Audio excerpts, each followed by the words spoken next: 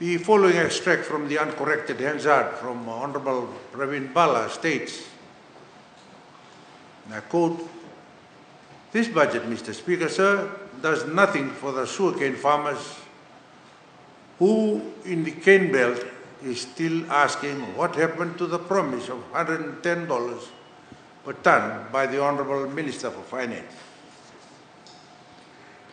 Honorable Praveen Bala continued as follows, "Mr. Speaker, sir, I come from a cane belt. No matter what he says, he can bark like a dog to anyone. But let me say this, and I am going to put my point very clear to him, that it was him and his candidates during the campaign said to the farmers that they are going to give $110. At the same time, Mr. Speaker, sir, the government, the media and the sugar industry unions are silent on the suffering of the poor cane farmers." Honorable Praveen Bala further stated that the new scholarship system that replaced TELS, Mr. Speaker, sir, is a selling out of the principle of equal access to higher education, just to keep a badly thought out election promise. The Honorable Minister of Finance is simply keeping his job by keeping these promises. In fact, he knows very well that a scheme such as TELS, as they may be, is the only way to have a system that provides the most accessible means to higher education for all the people of Fiji. Its replacement is a system that many suffered under, and he would know of the discrimination faced on racial grounds as he was a student from the 1980s and to the 1990s. In both statements, the Honorable Praveen Bala did not provide proof of evidence.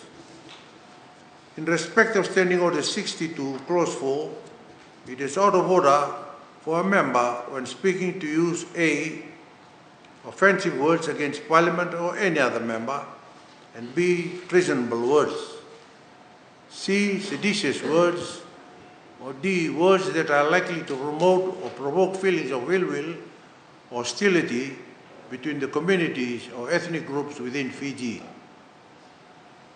As I indicated earlier, deliberately misleading Parliament is indeed a serious matter, which can also be a contempt of Parliament. It is equally important to ensure that while speaking in Parliament, one needs to be factually correct, as the public is listening, and we do not want to mislead the public or create any community or ethnic tensions. Furthermore, allegations of bringing dishonor and disrepute to Parliament are very serious in nature and which should not be taken lightly without proper factual foundations. Examples of conduct can be categorized as bringing dishonor and disrepute to Parliament, or offensive words against Parliament or another member include statements which have been referred to in the Privileges Committee.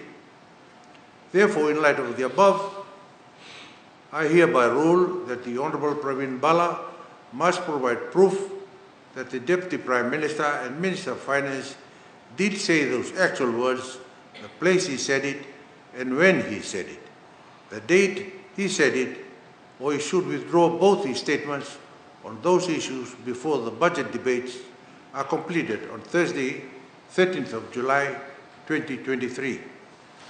I further rule that in the event of these are not done, the matter will then be referred to the Privileges Committee for considerations. Thank you, honourable members.